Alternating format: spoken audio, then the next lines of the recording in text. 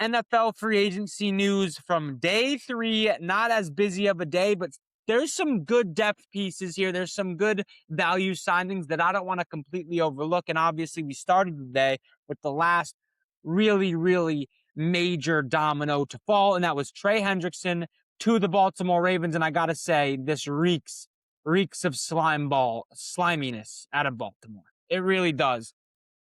Counterpoint, do you blame them?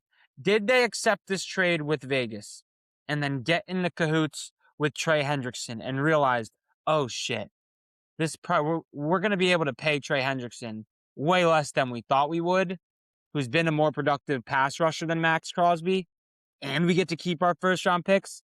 And then they went, okay, let's just fucking say Max Crosby, something came up on the physical, cancel the trade.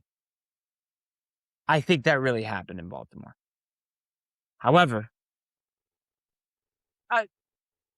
is it honorable? No. Do I blame them? No. I mean, you'd rather have Trey Hendrickson and 2 first-round picks than Max Crosby and no first-round picks. So if anything, the Ravens fans that were upset about the Max Crosby thing getting pulled back, like you should be happy because you're in a better spot now than you were 48 hours ago. That's just the way the cookie crumbled. I'd rather have Trey Hendrickson and no first-round pick, or in first-round picks, than Max Crosby and no first-round picks. And people are saying overpay. Nah, bro, I don't think they overpay. When you're a team like Baltimore, you have Lamar Jackson, you made the best coaching hire of the cycle. You're trying to win now. Overpaying for a little bit for a guy like Trey Hendrickson is fine. I don't even think it was that bad of a contract. You also have to put aside the age conversation when it comes to edge rushers.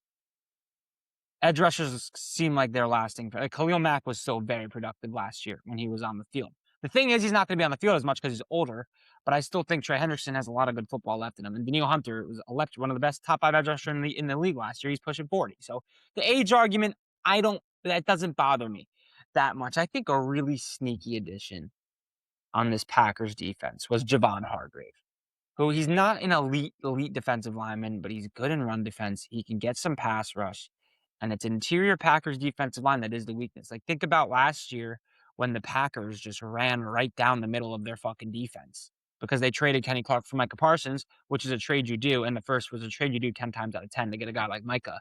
But I think the Packers, that's a really good underrating signing. The Bills also waited to make a real splash move, and they were able to land Bradley Chubb on a very, very team-friendly deal. 3 years. They needed edge help, man. They lost AJ Epinesa. They lost Joey Bosa. I don't know who was running. Gregory Rousseau was their best edge rusher, and the Bills weren't doing anything after the DJ Moore move. Now they signed Bradley Chubb. You look at this Bills offseason now, and they addressed some pretty big needs. They needed another weapon for Josh Allen. They got it in DJ Moore. They needed some edge help. They got it in Bradley Chubb, who's pretty good at setting the edge and run defense as well. So, and that was a big problem for the Bills last year, was their defense up the middle in the run game. Not up the middle, but either way, their defense against the run. So I think Bradley Chubb, really good stuff here for Buffalo. I think this was a really good deal for the Bills. The Commanders, though, were just, Max, my buddy Max is just such a Commanders hater, bro. He's such a Commanders hater. They made really good value signings on day 3.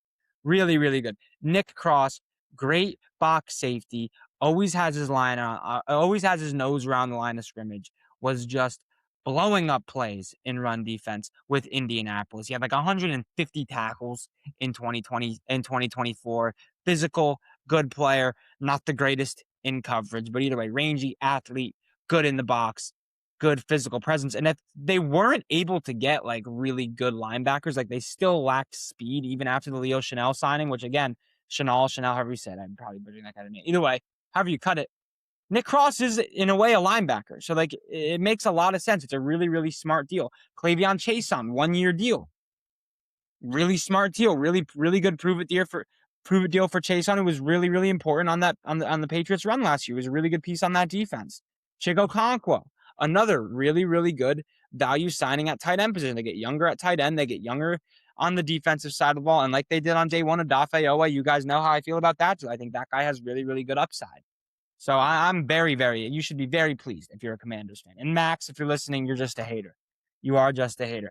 I did get into a whole argument. I don't even call it an argument. We'll say a spirited discussion via text with my buddy Max. He's a Giants fan. And he was arguing the Commanders still have the worst team on paper in the division, which he might be right, quite frankly. Like on paper, like it is a really, really good division. I think their defense is better than the Cowboys, probably not better than the Eagles, who also made a really good move today, but I can't remember. Oh, Tariq Woolen, really good move for the Eagles. I think they needed a CB2.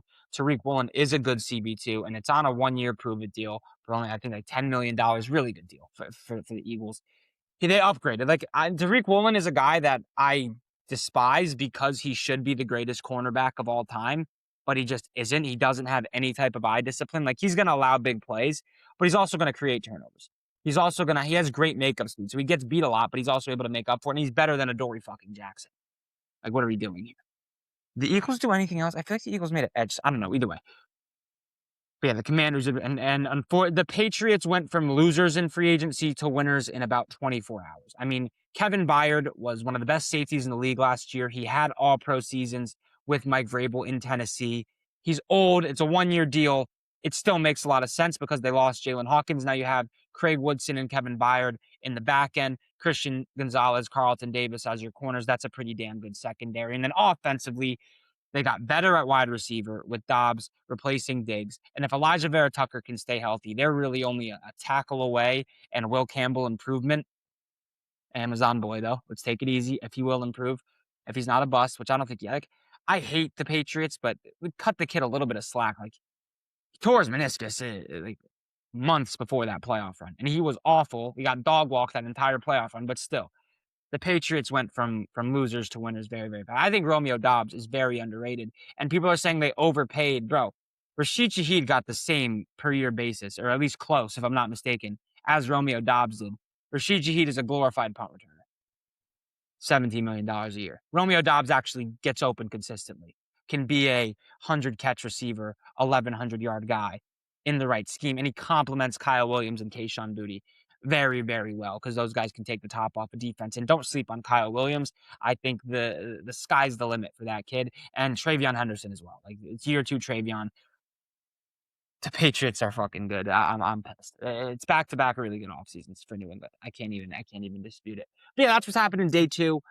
I feel like I hope I didn't really miss. I don't want to miss anything big, but I feel like I hammered all the big stories here. I feel like I'm missing something big, but either way, that's day 3 of free agency. Like, subscribe, go watch day 1 and day 2 for more spirited, in-depth recaps and real winners and losers, and go watch the free agency mock draft. If you made it this far, hit that like button. I love you guys.